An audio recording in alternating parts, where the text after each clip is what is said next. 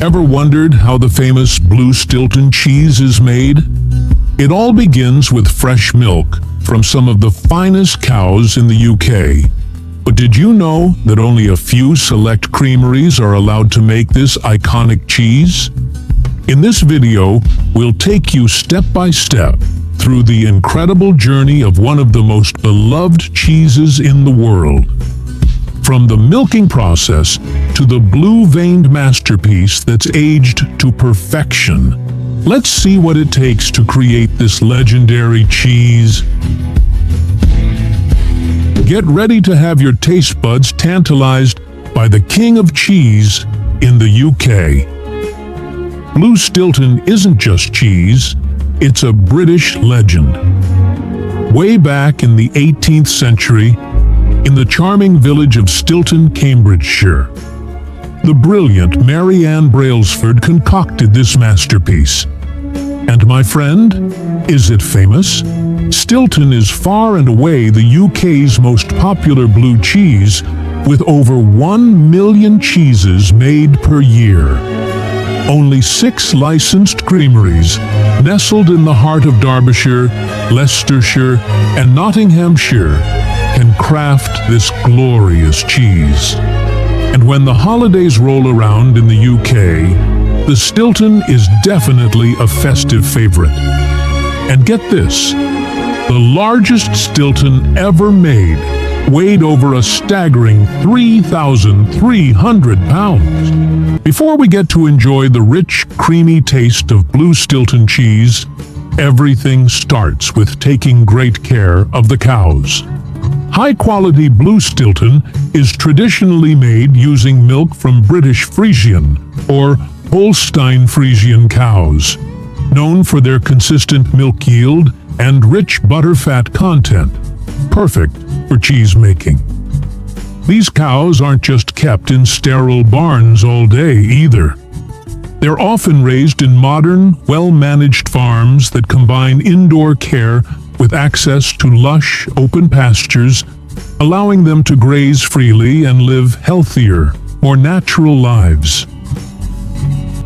These farms are often equipped with large cooling fans, misting systems, and water spray zones that help regulate the barn temperature during hot days, keeping the cows calm and stress-free.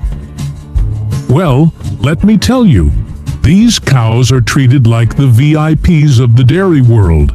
Their diet consists of a carefully balanced mix of lush, green grass, high-quality silage, and specially crafted grain blends. Think of it as a gourmet meal plan designed for maximum milk production and taste. The grass is rich in nutrients, and during colder months, silage ensures they keep their energy up. And this is the free buffet in a grassy wonderland. The cows spend their days out in the lush fields, munching on fresh, nutrient-packed grass, which helps them stay strong and healthy. Grazing is more than just a snack. It's the key to the creamy, flavorful milk they produce, perfect for making that famous Stilton cheese. All right now, the cows are ready for their big moment. First, they are herded into the milking shed. The milking machines, all shiny and buzzing, are gently attached, and soon, those rich, creamy streams of milk are flowing into clean buckets. The process is smooth, efficient, and the cows are treated with care. In no time, the milk is collected, fresh and fragrant, ready to be turned into that iconic tangy Stilton that we all love. It's teamwork between the cows and farmers, and everyone's a winner in the end. First things first, the fresh raw milk is poured into a large vat for pasteurization, ensuring that any unwanted bacteria are eliminated and the milk is safely prepared for cheese making. Once it's all sanitized and ready, the magic begins. Special cultures and mold are added to the milk. These are the key ingredients that will give Stilton its signature blue veins and tangy flavor.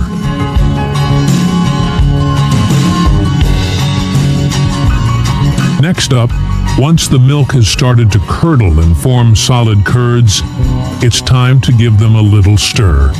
Traditionally, this is done by hand, but modern-day machines are starting to lend a helping hand to make the process more efficient.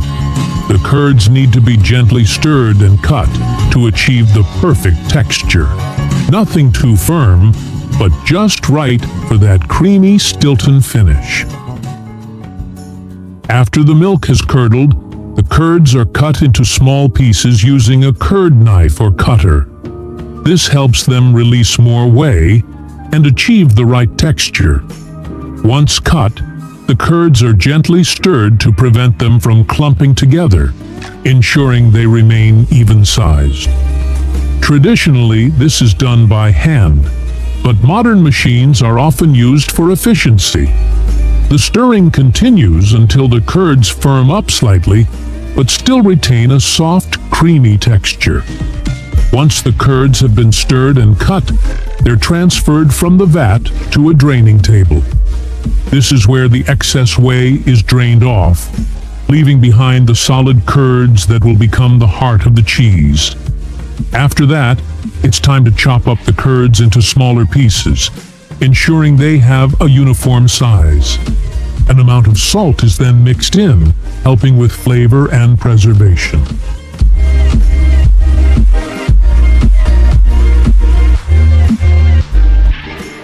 After the curds are cut into small pieces and have firmed up slightly, they are gently transferred into molds to take shape. It's important not to press or compact the curds too much. This allows the cheese to maintain its delicate, creamy texture.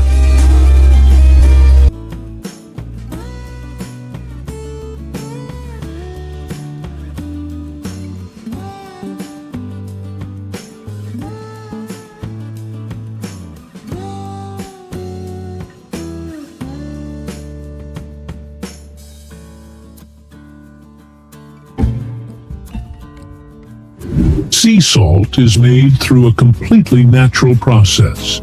It forms when seawater slowly evaporates under the heat of the sun and the push of the wind. It sounds simple, but it's a delicate, time-consuming craft that can take anywhere from a few weeks to a few months, depending on the weather, how salty the water is, and the skill of the salt farmers. When seawater is pumped into salt fields, which are flat square or rectangular ponds lined with soil or concrete, the farmers carefully control how the water moves from one pond to the next. At each stage, the water becomes more concentrated.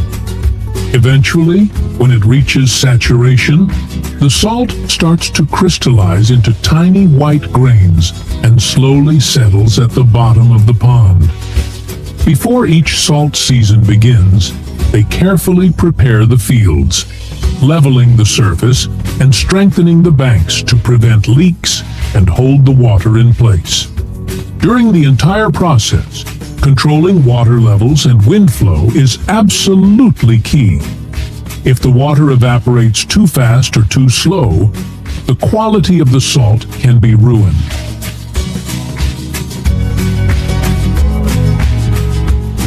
Once a thick layer of salt has formed, usually after several days to a week, it's time to harvest.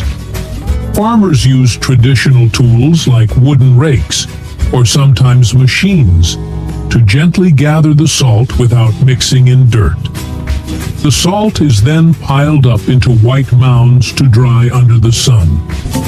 Just imagine tens of thousands of tons of pure white salt making their way across the ocean on massive ships. Right now, you're witnessing one of those giant vessels being loaded in the middle of the sea. Something rare and seriously impressive. The salt is brought out from the port to the ship using special barges.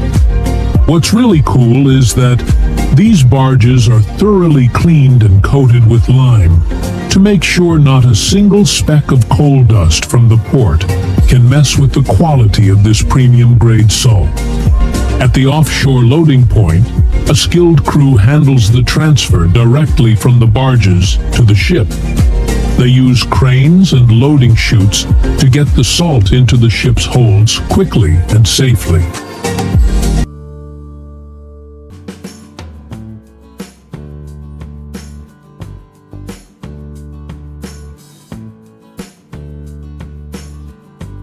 The clean salt is gathered and stored in massive salt warehouses, just like the one you're looking at right now. With a storage volume of more than 300,000 metric tons spread over 7.3 hectares, this facility holds the title of the largest salt terminal in a seaport area in Europe. It's a giant salt hub built for efficiency, scale, and non-stop global distribution. Near large salt fields, massive salt depots are often built to store salt after it's been harvested. The salt is gathered and piled into tall salt mountains, not only to make transportation easier, but also to allow the salt to drain and dry naturally. Storing salt in these depots helps with easier management and saves time and effort in the handling and transportation process. When salt is taken from crystallization ponds, it often has dirt, sand, and other unwanted stuff mixed in. That's why we use a salt washery. Its job is to clean the salt and make it purer. First, the raw salt is placed on a conveyor belt. It's then moved into a washing tank, where fresh water or clean salt water is used to wash away the lighter impurities. Things that float or don't dissolve are removed using filters or special separators. Next, the salt goes through spinning drums or spraying systems for a more thorough wash. Some machines also use vibrations or spinning force to remove any remaining impurities. After cleaning, the wet salt is drained and dried using hot air or fans. To turn salt from sun-drenched open salt fields into the clean, safe, and pure salt we use every day, it has to go through a detailed processing routine in a factory. First, the raw salt collected from the fields is brought into the plant for washing. Since raw salt often contains a lot of impurities like dirt, sand, and dust, this washing step is absolutely essential. The factory uses fresh water or clean brine to rinse the salt, washing away lighter impurities while heavier particles settle at the bottom. Next, the salt is filtered and spun in a centrifuge to remove any remaining water and filter out leftover unwanted minerals.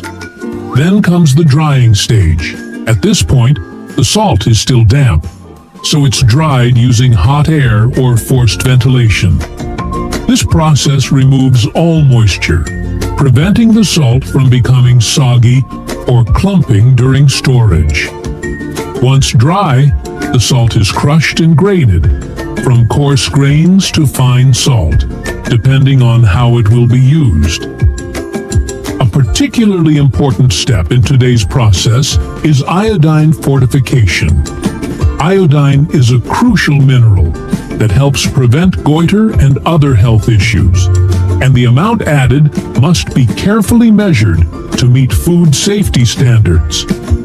Finally, the salt goes through one last quality check before it's packed using an automated system, either into large industrial bags or small packets for consumers. When salt is produced on a large industrial scale, people no longer harvest it by hand.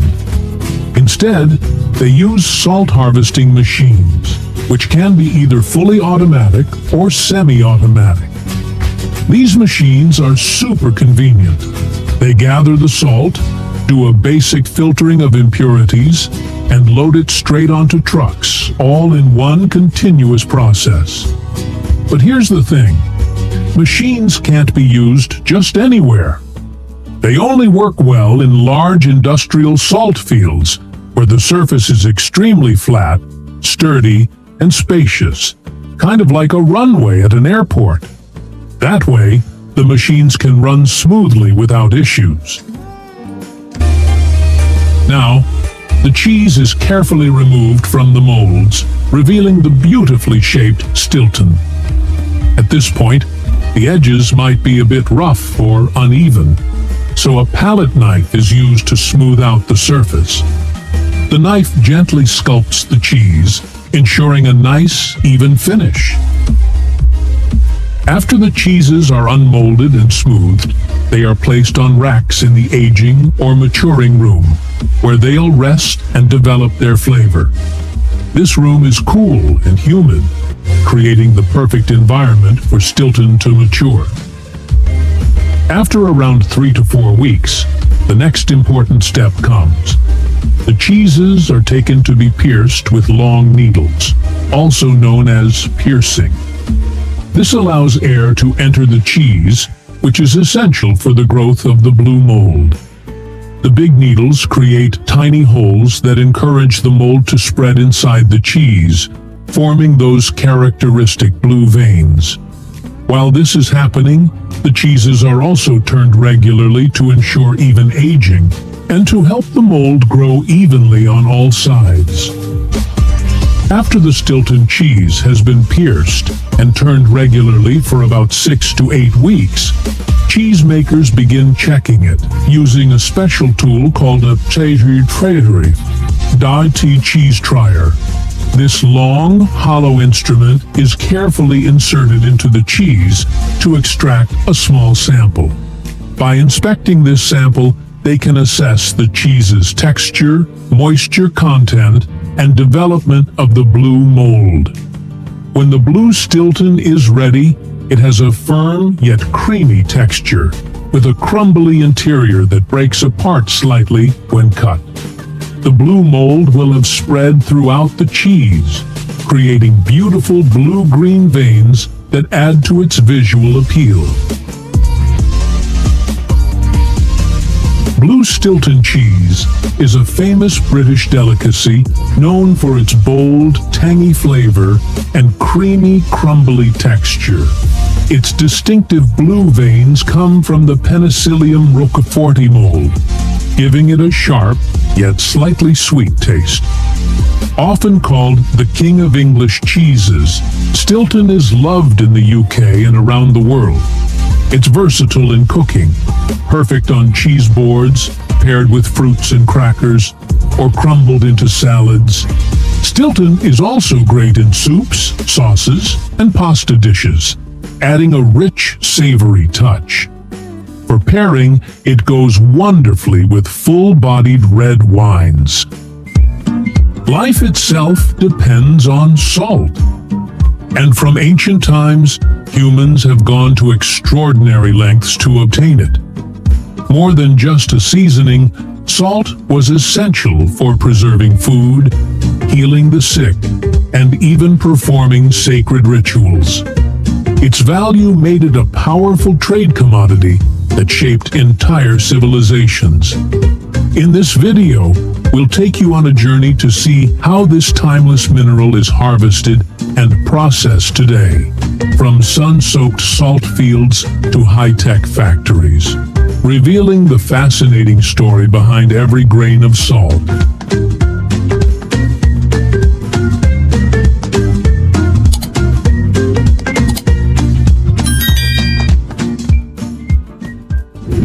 Ever since its discovery thousands of years ago, salt has had a deep and lasting impact on human civilization. Beyond its essential role in flavoring and preserving food, salt has shaped economies, cultures, religions, and even myths. It was so highly valued that entire trade networks, known as salt routes, emerged, where merchants would transport and sell salt to regions where it couldn't be naturally produced.